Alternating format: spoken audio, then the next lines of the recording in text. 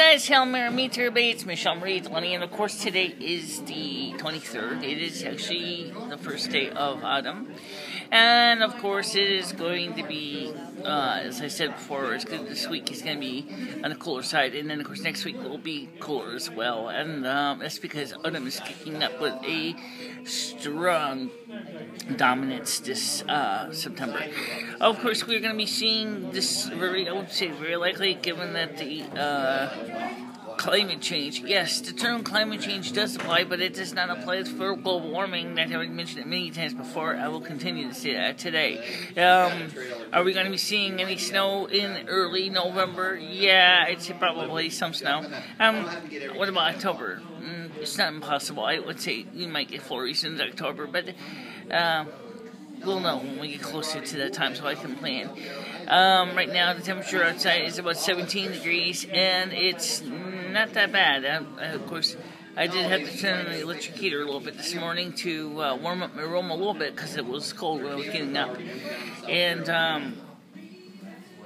that's the fact. I was going to do a video last night. Incidentally, I did not get it done. I had nothing but hard trip and heartaches as I kept trying to get the video going, and I kept running into problems with trying to center myself in front of the eyesight camera, which was pointed towards the light source, and it just looked like garbage. Okay, so let me talk about last night's topic right now, since at least I got some good light here, and okay, it's not really centered. I'm sorry guys, it's not, I can't really take this, all this flexing. Last night I found out that I heard that somebody had said that the Oprah Winfrey channel is at the risk of closing, and they wanted to try to push a petition to keep the channel open.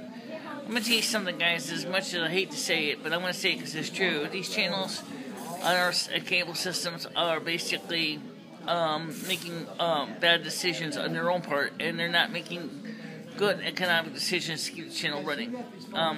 A lot of these channels are covering programs that are just basically not popular at all. And also, with everybody going away from the paid channel system, many going to things like Hulu, Netflix, and of course YouTube, and never mind the free over-the-air TV antennas, and of course, for those who want to spend money, FTA satellite dishes. Okay, I know, most of them are just Christian channels, but there are a few non-Christian channels that might interest you. The truth is, why in the heaven's name should I have to pay a huge bill to watch Pawn Stars, or Alaska Gold Rush, or Deadliest Catch? Okay, I like Deadliest Catch. I like Mythbusters, but that's not the point here. I'm trying to point out is these channels are really just kind of doing the Me Too attitude. Me too, I'm going to carry the same program. Me too, I'm going to carry the same concept. Me too, I'm going to carry this. Me too, I'm going to carry that. It's not economically feasible to do that. Anybody who ever works in the industry will tell you that if you're all carrying the same programs, it's no surprise when your channel basically starts losing money. Because they can go to another TV channel somewhere else and watch the same program. The Discovery Channel, for example, has been is an example of what I'm talking about. Originally we had Discovery Channel, which itself was just the channel. There was no other channel. Then TLC came next, which used to be called the Learning Channel. And then after the Learning Channel came a few other channels. What it all comes down to is they're all carrying the same crap. They're not even keeping with the original intended channel purposes. They're all just carrying reality programs and dumbing down of TV. The kind of shows I like, unfortunately, are not the kind that make a lot of money for TV networks.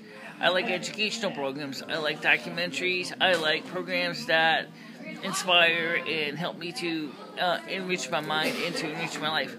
Watching TV channels, basically, of people finding some antiques in some old dusty attic doesn't really necessarily always get my attention. Sometimes it does. Sometimes if I see things on the show that just interest me, like salvage dogs and on pickers. But I really, I particularly find it kind of irreprehensible that all these channels are carrying the same programs. It costs money, and they're losing money. Oprah's channel is just not a real moneymaker for anybody. It's just not. It can't. How do I just explain it? It's too, I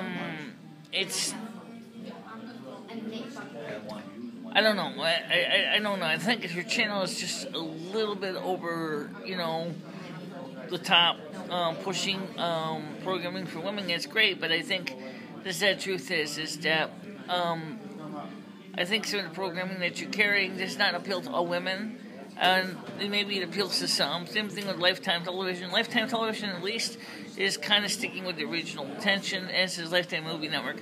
But the other guys are just like coming up with all these other crappy programs and they're just throwing them on there because they go for the lowest bidder programming, and then they buy it from them, and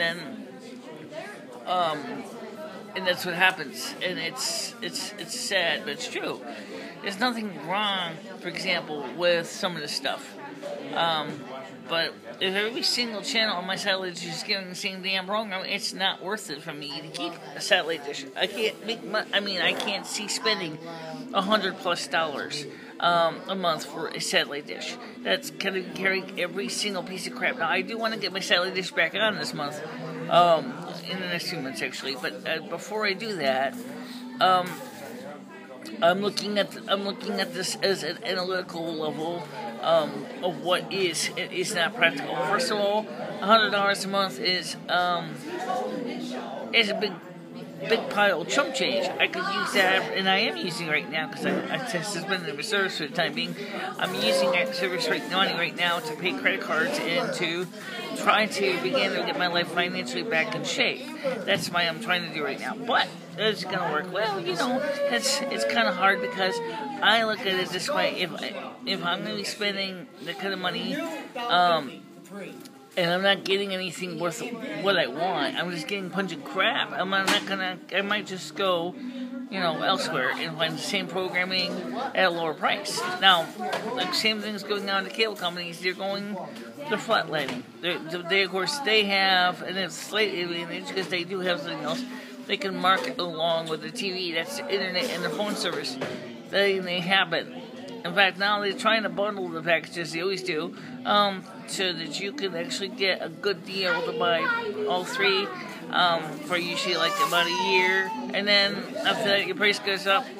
Sometimes a lot, sometimes a little. More than likely a lot. Or if you try to get individually, just get the internet. Your price is even higher because there's no TV now. So they're just going to push the internet. I think the end of the satellite and cable industries is coming because people are getting tired of that. With over-the-air TV antennas, you get another advantage. You have the power to watch TV shows without paying for anything. Once you buy the antenna, once you set your antenna up, once everything is tuned up as best you can get it, then it's all free. Okay, and just occasional routine maintenance on your antenna to make sure it's in good shape, but other than that, it's great. You don't have to worry about that as much. Now, that's the cool thing with the free-to-air TV. You can watch what you want, and a lot of the new sub-channels are coming out on free-to-air that are covering more and more programming. In fact, there is, I could get at least, if I had a powerful enough antenna, according to TV4, I can have a huge number of channels. Okay, some of them are repeats of each other, like ABC, CBS, NBC, PBS, and all that, but that's great. But the point is, here's the deal. You can have all those channels. There's no charge for licensing. There's no monthly bill. It's just free. And then don't forget all the sub-channels are often bundled with the packages as well. You can have all those programs, without having to worry about paying a monthly bill. That's a plus. Okay, granted, you have to put an antenna up, depending on where you are, what kind of antenna you're going to use. If you're going to be living in say, for example, in the urban area, like in the big cities where the TV transmitters are, you probably don't need much. But if you live out in the country, you're going to want a bigger antenna than that. So, we live kind of in this outer suburbs area here in Connecticut. Our nearest TV transmitter is WTIC. That's 17 miles away. The problem with that is that's also the most powerful transmitter of all. That's at least it was when it was analog. I don't know if it is now, but that's 17 miles away. Channel 61 comes in fine with even the old credit antennas we have now in the building. But I want to get TV channels from all over the United States. Well, I mean, not all over the United States. How about there's some TV channels that's over 100 miles away? I want to get that one too. To do that, I need a nice big antenna with a big rotor box preamp, and I want that. I want top of the line. Well, of course, there is a realistic limitation. I got hills around me, and so I have to keep that in mind if I wouldn't get an antenna like that. But the point is that people are discovering this old school technology. Yes, your old VHF, UHF antenna still works fine for high definition TV. Maybe not the VHF antenna itself, because in most areas, most HD TV channels broadcast in UHF and not VHF, but there are a few that do broadcast on the VHF high bands. That's above channel 6 on the analog antenna. Of course, the same antenna comes to receive your high definition radio, too, like your AM and FM, and so you can use the same thing for both. Now, people wonder, should we go with twin lead or should we go with coax? I'm thinking of going with twin lead, only because of one reason. The problem is that twin lead's great, but except for here's the issue. It's called balanced. Okay, it's nothing wrong balanced. We use balanced microphones in our studio. The problem with twin lead is that I have aluminum siding on part of my building where the antenna would come in. So unfortunately, it would mean that even though it's not a very large piece of aluminum siding, it's going to possibly pick up noise. So you might want to do is consider going with, well, since I already have a spare coaxial cable going to the roof, I guess it would make sense to use a coaxial cable. But the TV industry is changing. It's changing very quickly. Also, Apple, which is not a technology field, did say that by 2019 they are going to have the iCar. The iCar will be an electric car. I think that's kind of cool. Then here's the problem. They're going to be competing against Tesla, and they're going to be competing against other electric car manufacturers. And look at all the trouble that Tesla had trying to get dealerships started in this country. Because the big 3 major automotive makers do not want a Tesla dealership in most towns. Why? I don't know. They just don't. So you got this people who are just saying, I'm going to have an electric car. Of course you want to have an electric car. Why not? It's if you can get a dealership and the price is good, why not have an electric car? Well, that's why these companies have decided to make it very hard for people to get electric cars unless you know exactly where to get one, because they don't want the competition to play fair. That's why. But like I said last night, is with all these sub-channel ideas, which thanks to the Advanced Standard Television Committee, ATSC, here in the United States, you can have all these channels that could be sub-channels, and it's like a TV virtual network operator, TVNO. You can have like there's a couple of channels here in Connecticut. I can get this TV. I can get antenna TV, which has got old-time TV shows. I can get things like that, and I don't have to pay, as I said, licensing fee. And they actually share the transmitter with the major TV channel, so the major channel can amortize the cost of the sub-channels, and that's the great thing. The truth is that's what you need to do. And, these major satellite channels could do the same thing. Why not? I mean, History Channel could have a purchase agreement with local channels in the area to carry H2 or H. They get on History Channel. Same thing with the Discovery Networks. there's no reason why you can't. This would be a wonderful idea. That way you guys can get your programming out to the people who do want to watch it. Of course, the internet is also a good idea too. In fact, the internet may be better because then you can market your programs to those exact customers that want your programs. The ones who don't want your programs don't have to watch them. They can just go, go to a different website. They sound stupid, but the truth is that's the way it is these days. There's competition out there. Competition is destroying the multi-channel packages from the days of cable TV, which is from the 80s. It's an 80s paradigm. It's out of date. It's just as out of date as my Commodore 64 computer is. I mean, come on. You're not going to be playing MP3s on the Commodore 64 very well. I mean, I've heard people have done it, but and I said the truth, not very well. Okay? But what I'm trying to get at is you gotta change, you gotta update, you gotta get your head out of your ass. You gotta think how to make money. But that's great. But make sure that if you want to make money, you gotta start carrying good programs that people want to watch, people want to pay for. And if you don't do that, you're gonna be like Oprah Winfrey's own channel. And then don't worry about all those fans who are trying to say, oh, we need to sign a petition to save our channel. Screw your petition. You're just facing the reality of what's happening. It's over, guys. It's a lot of channels are at the risk of closing because they're just too specialized and too small of an audience to keep the lights on. I'm sorry, it's true. Okay, don't tell me that you think that's unfair because that is just fact of life. These networks have specialized themselves into a corner and they can't get out. So now they're trying to do these reality shows to fill in for the lack of content. That's not the solution. That's the problem. These networks, I know they cost money to run and they have employees, they have staff, they have all this, but you guys, the kind of mentality is over. Discovery Channel maybe should go ahead and just start closing down some networks and start consolidating the channels together because obviously I don't think they're making as much money anymore.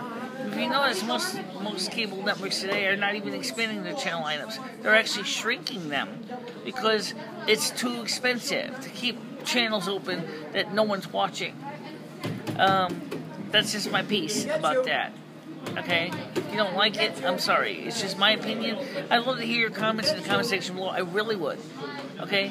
My arm's getting tired. So, your show. You got other things to talk about too?